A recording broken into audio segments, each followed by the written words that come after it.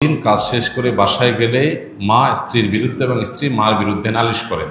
আমার আয়ের সকল অর্থ আমার মায়ের হাতে না দিলে উনি এগুলো নিয়ে বিচার সালিশ করেন। এক্ষেত্রে আমার করণীয় কি? খুবই গুরুত্বপূর্ণ একটি প্রশ্ন।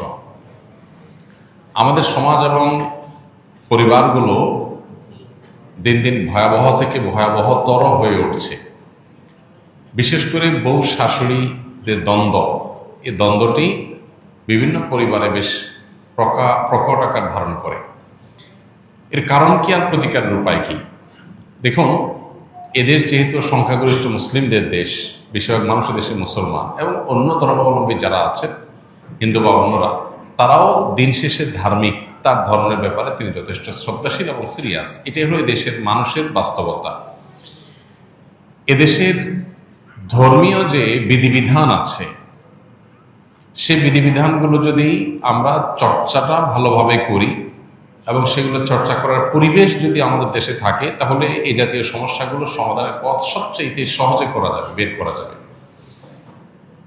কোরআন এবং হাদিস মায়ের বেশ কিছু অধিকারের কথা বলেছে, আবার মায়ের কিছু কর্তব্য দিয়েছে। ঠিক যেমনিভাবে বাবার কিছু অধিকার আছে, আবার বাবার কিছু কর্তব্য আছে। একইভাবে স্বামী স্ত্রী পরস্পরের প্রতি অধিকার যেমন আছে, আবার কর্তব্য আছে। আমরা অধিকারের ব্যাপারে যতটা সচেতন, কর্তব্যের ব্যাপারে ততটা সচেতন না।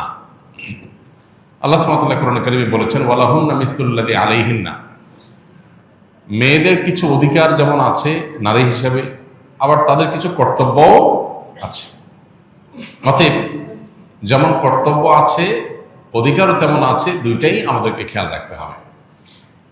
বেশিরভাগ মায়েরা মনে করেন সন্তান হিসাবে দুনিয়াতে এসেছে আমার ছেলে আমার মেয়ে, অতএব তারা মরণ পর্যন্ত আমি যা বলবো সেই কথা মোতাবেকই চলবে।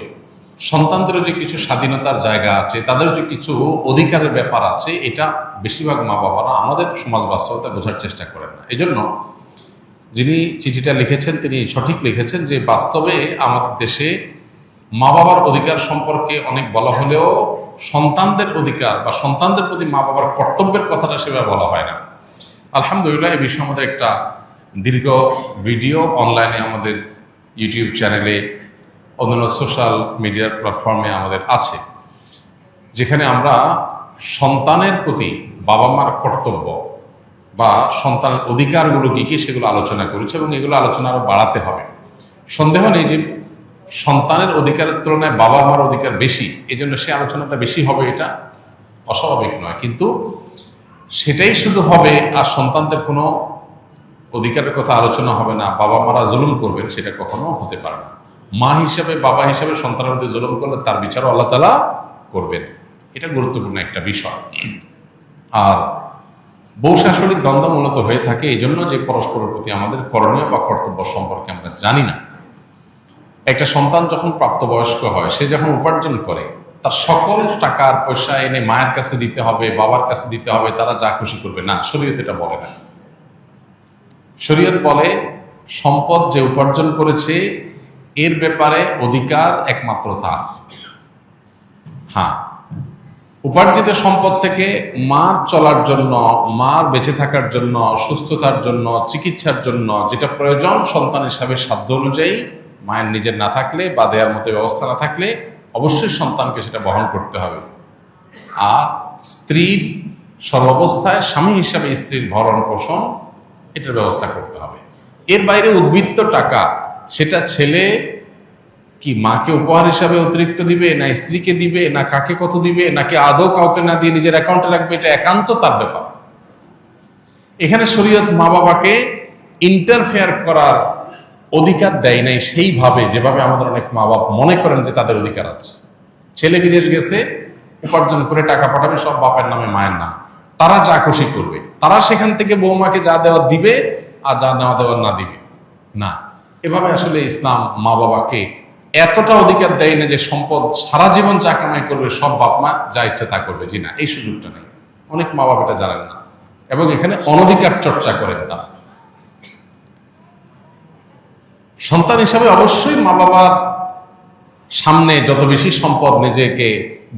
সম্ভব নিজেকে বিনয়ী করে তুলবে, সমর্পণ করবে, তাদের কথা মতো চলার চেষ্টা করবে, তাদের লাগবে 10 টাকা, সম্ভব হলে 15 টাকা দিবে, তাদের যা দরকার তার চেয়ে বেশি দেওয়ার চেষ্টা করবে, তাদের চাহিদার চাইতে বেশি সেবা করার চেষ্টা করবে। এটা সন্তানের জায়গা থেকে তার মানসিকতা থাকা উচিত, মা বাবার প্রতি কর্তব্য বোধের জায়গা থেকে। তারা আমাদের মা বাবা, আল্লাহর পরে তাদের সদাচরণ করার গুরুত্ব সবচেয়ে বেশি আল্লাহর ইবাদতের পরে, অতএব সেটা খেয়াল রাখবে। কিন্তু মা বাবা এর মানে এই না যে সব কিছু মা বাপ নিয়ন্ত্রণ করবে, জি না। এখান থেকেই সংসারের অশান্তিটা শুরু। মা বাপ জানে না তাদের অধিকারের রূপরেখা কি এবং কতটুকু সীমানা আছে, এর বাইরে তারা মা বাপ হিসাবেও অধিকার চর্চা করতে পারে না বা তাদের ক্ষমতা তারা জাহির করতে পারে না। এটা আমাদের সমাজে জানাশোনা নেই। এই জায়গা থেকে সমস্যাগুলো তৈরি হয়। একটা হাদিস আছে, সেখান থেকে কিছুটা অনেকে ভুল বোঝেন। হাদিসটা হলো এই, নবী সাল্লাল্লাহু আলাইহি ওয়াসাল্লাম বলেছেন, আনতা ওয়া মালুকা লি আবিক, তুমি এবং তোমার যাবতীয় এবং সমুদয় সহায় সম্পদ সব তোমার বাপের, মায়ের, বাবা মায়ের। এই হাদিসের মানে অনেকে মনে করেন যে কেউ যা কামাই করবে সারা জীবন যত কিছু করবে সব বাপ মা।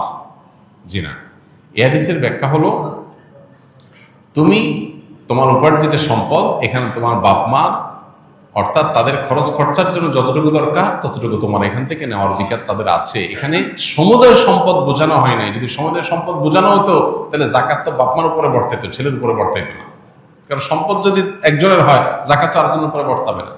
এরকম আরো বহু প্রশ্ন তৈরি হবে। এই জন্য হাদিসটার ব্যাখ্যা আমরা অনেকে ভুল বুঝি এবং এর ফলশ্রুতিতে অনেক মা বাপ একটু বাড়াবাড়ি করেন, সীমালঙ্ঘন করেন এবং সেক্ষেত্রে স্ত্রীর সাথে ছেলের দূরত্ব তৈরি হয়। এইগুলো আমাদের ব্যালেন্স করতে হবে। এবং একইভাবে আপনার সম্পদের ব্যাপারে স্ত্রীরও এই মানসিকতা থাকতে হবে যে স্বামী তার উপার্জন করার পর আমার ভরণ পোষণ ঠিকঠাক মতো দিচ্ছেন কিনা। যদি দেন, এরপর বাকি সম্পদ তিনি কি করবেন, তিনি কি তার মাকে দিয়ে দিচ্ছে অতিরিক্তটা, না ভাইকে দিয়ে দিচ্ছে, বোনকে দিয়ে দিচ্ছে, এটা একান্ত তার ব্যাপার। আমার এটা নিয়ে মাথা ঘামানোর দরকার নাই, হেডেক নেওয়ার দরকার নেই। বেশিরভাগ মহিলাই অহেতুক পেরেশানি করে নিজেও কষ্ট পায়, সংসারটাকে অশান্তি করে। আমার পরিচিত এরকম আত্মীয় স্বজনের ভিতরে এরকম মেয়েদের কথা জানি যে স্বামী লক্ষ লক্ষ টাকা ধরা খাচ্ছে, কোথাও কাউকে দিয়ে দিচ্ছে, কোনো ভাবনা নেই। আমার তো এটা দেখার দরকার নেই। আমার দেখা দরকার হলো যে আমার ছেলে মেয়ে এবং আমার ভরণ পোষণের ব্যবস্থা সে করছে কিনা। সেটা যদি সে না করে, আমার অধিকার যদি সে খর্ব করে, সেগুলোও যদি সে মানুষকে দিয়ে দেয়, তাহলে অবশ্যই আমি সেখানে দাবি তুলব, যথাযথ নিয়মে আমি আর্গুমেন্ট করব। কিন্তু আমি আমারটা যথাযথ পাচ্ছি, আর দরকারটা কি? বেশিরভাগ মহিলারা স্বামীকে চায় কবজার ভিতরে আনতে, কন্ট্রোলের ভিতরে আনতে, যে আমার কথা উঠবা, আমার কথা বসবা, আমার কথা এদিক ঘুরাবা, আবার এদিক ঘাড় ফিরাবা। এই যে স্বামীকে গোলাম বানাতে চায়, এটা আরেক সমস্যা। তাহলে একদিক থেকে মা বাপের সমস্যা, আরেক দিক থেকে বইয়ের সমস্যা। এই সমস্যাটা কেন হয়? কারণ তার কতটুকু অধিকার আছে এটা সে জানে না। তার যতটুকু অধিকার আছে তিনি তার চাইতে আরো বেশি খাটাইতে চেষ্টা করেন। এটাই হলো একটা ভুলের জায়গা। দাম্পত্য জীবনের সুখ শান্তির জন্য এই জিনিসগুলো অনেক গুরুত্বপূর্ণ। এই জন্য বিয়ের আগে ট্রেনিং হওয়া দরকার। সন্তানকে ছেলে মেয়ে করে বিয়ে করাবেন, সেখানে কি করবেন কি না করবেন, কোথায় অধিকার খাটাতে যাবেন, কোথায় খাটাতে যাবেন না, এগুলোর উপর ট্রেনিং হওয়া দরকার। আমার অনেক দিনের স্বপ্ন ইনশাআল্লাহ এরকম একটা ট্রেনিং ডেভেলপ করার, যে বিবাহ ইচ্ছুক ছেলে মেয়েরা এই ট্রেনিং করবে। ডে লং ট্রেনিং হবে, পাওয়ার পয়েন্ট প্রেজেন্টেশন হবে, যে তারা দাম্পত্য জীবনকে সুখী করবার জন্য তাদের কোন কোন পলিসি পদ্ধতি অবলম্বন করতে হবে, চ্যালেঞ্জগুলো কিভাবে ওভারকাম করবে, এই সব বিষয়গুলো থাকবে। ইনশাআল্লাহ খুব শীঘ্রই আমরা এটা হয়তো ঘোষণায় যাব এবং এই ট্রেনিংটা শুরু করব। তো আমাদের বাসা বাড়িতে যে অশান্তিগুলো আছে, যে কলহগুলো আছে, আল্লাহ তাআলা সেগুলোকে দূর করার তৌফিক দান করুন। সবাইকে যার যার অধিকার, সবাইকে যার যার করণীয়গুলো আদায় করার তৌফিক দান করুন।